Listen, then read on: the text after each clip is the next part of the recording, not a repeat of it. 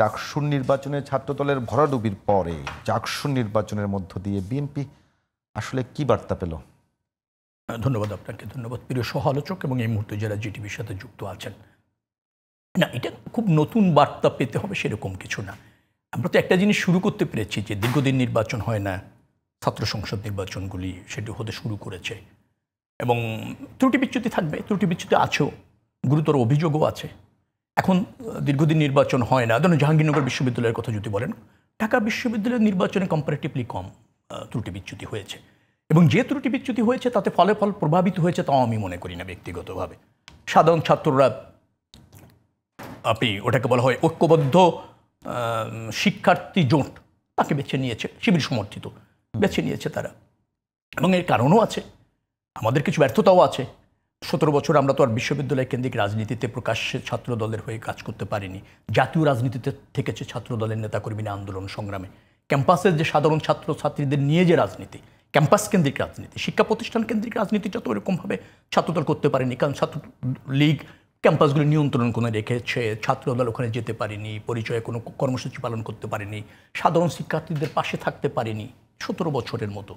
আবার যার ফলে সবসময় ছাত্রদলকে জাতীয় রাজনীতিতে আন্দোলন সংগ্রাম, অন্যান্য জায়গায় ফ্যাসিবাদী পতনের বিরুদ্ধে সংগ্রাম করতে হয়। শুধুমাত্র কি এই দিকে কথা বলবেন নাকি যখন যে অবস্থায় রাজনীতি করতে হয় সে অবস্থায় করতে করার একটা সুযোগ করতে হবে? এক নাম্বার, যেমন ধরেন বিএনপি তো সবসময় মিছিল করতে পারেনি, প্রকাশ্য থাকতে পারেনি। বিএনপির ভিতরে আমরা দেখেছি যে বিএনপি যখন প্রকাশ্য সংবাদ সম্মেলন করছে না তখন একদম গোপনে থেকে সংবাদ সম্মেলনের আমাদের কাছে পাঠিয়েছে।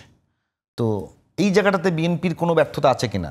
না, ব্যর্থ আমি দেখছি না, কারণ ক্যাম্পাসের একটা নিয়ন্ত্রণ আর সারা দেশের রাজনৈতিক পরিস্থিতি পরিবেশ আরেক রকম।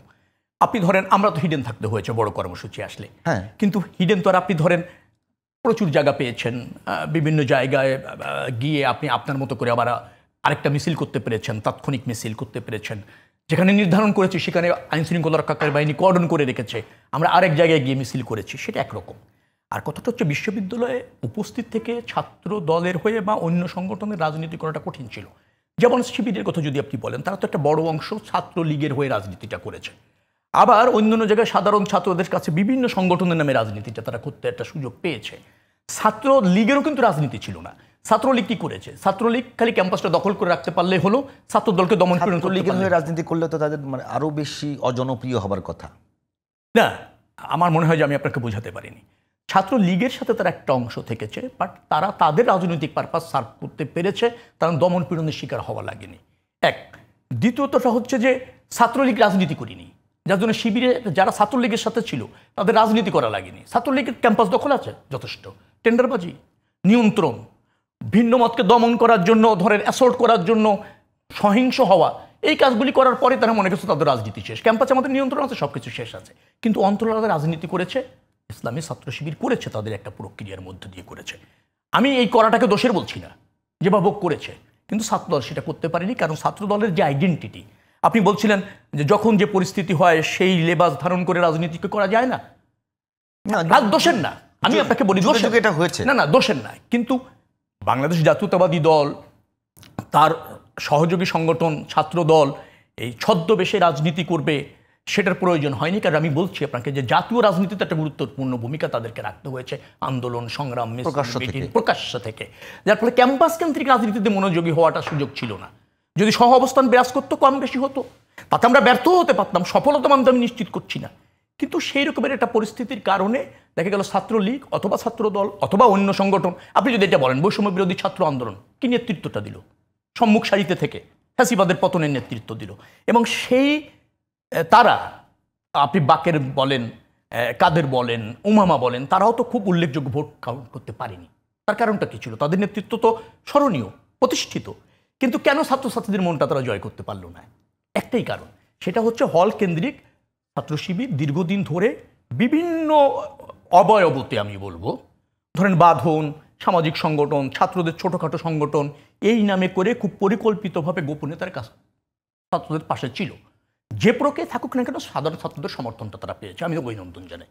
এখন ধরেন ছাত্র দল বা অন্যান্য ছাত্র সংগঠন যারা আছে, এবং আমার মনে হয় এনসিপির ছাত্র সংগঠনটাও কাজ করবে, নিশ্চয়ই তারা এখন রাজনৈতিক দল, তারা আবার কি করবে? তারা এখন যখন ক্যাম্পাসে গিয়ে ওই চ্যালেঞ্জ দিতে জানবে, রাজনীতির চ্যালেঞ্জ, সাধারণ ছাত্রদের ডিমান্ড, তাদের সাথে মেশা, তাদের সমস্যা দূর করা, তাদের পাশে থাকা, এই সুযোগটা হয়ে গেলে দেখবেন যে আবার প্রতিযোগিতায় চলে আসছে। এরপরও আমি বলবো যে ছাত্র দলের যে প্যানেলটা ঢাকা বিশ্ববিদ্যালয়ে তারা 5,700 মতো ভোট পেয়েছে, ভিপি 5,000 প্লাস ভোট পেয়েছে, হ্যাঁ, plus। উল্লেখযোগ্য ভোট পেয়েছে, প্যানেলটাও ভালো ছিল।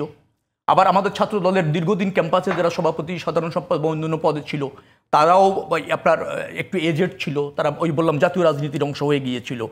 তো এখন এই চেঞ্জটা হয়ে যাবে। আর সবসময় আপনাকে উইন করতে হবে, পরাজয় মানা যাবে না, অর্থাৎ সাধারণ ছাত্রদের রায় মানা যাবে না, রাজনীতি তো মানে তা নয়। ছাত্রদল প্রতিষ্ঠা, আমরা তো ডাকসুতে ছিলাম, বারংবার ছিলাম, এরা এসেছে, স্বাগত এদেরকে। আবার রাজনীতি শুরু হচ্ছে, আমরা যেভাবে শুরু করতে চাচ্ছি, আমরা সাধারণ ছাত্রদের সেন্টিমেন্ট, তাদের পাশে থেকে যখন রাজনীতিটা করা শুরু করবো, নিশ্চয়ই এর পরবর্তী নির্বাচন যেগুলি আছে আপনি দেখবেন যে প্রতিযোগিতা হচ্ছে, অথবা আমরা উইন করছি, তারা পরাজয় হচ্ছে, এটা তো গণতন্ত্রের অংশ। হ্যাঁ, তো আর জাহাঙ্গীরনগর বিশ্ববিদ্যালয়ে আপনি যদি বলেন, অনেক অব্যবস্থাপনা হয়েছে, অনেক অস্বচ্ছতাও আছে, জাল ভোট হয়েছে। ইয়েতে তো অভিযোগ আছে ওখানে জাহাঙ্গীরনগর বিশ্ববিদ্যালয়ের যে অথরিটি, সে অথরিটি সিংহভাগই বিএনপি সমর্থিত। আপনি কেন বিএনপি আর আওয়ামী লীগ আর ধরেন এনসিপি খুঁজছেন? আমি বলছি বিশ্ববিদ্যালয় কর্তৃপক্ষেরই, প্রশাসনিক থেকে শুরু করে কর্তৃপক্ষেরই একটা অস্বচ্ছ অব্যবস্থাপনা, সেখানে অনিয়ম দেখা দিয়েছে।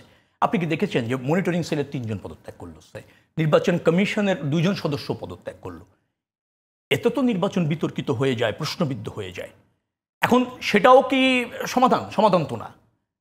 তো এর মধ্য দিয়েও সাধারণ ছাত্ররা যে রায় দিয়েছে, যে মানে আপনার ভোটের ভিত্তিতে, নিশ্চয়ই সেটাকে স্বাগত জানাতে হবে এবং সেভাবে এগোতে হবে। ছাত্রদল সমর্থিত প্যানেল কিন্তু নির্বাচন চলা অবস্থাতে ওখান থেকে শুধু ছাত্রদল না, 5টি বর্জন করেছে, 5টি আপনার প্যানেল, 5টি প্যানেল বর্জন, 8টার মধ্যে 5টি বর্জন।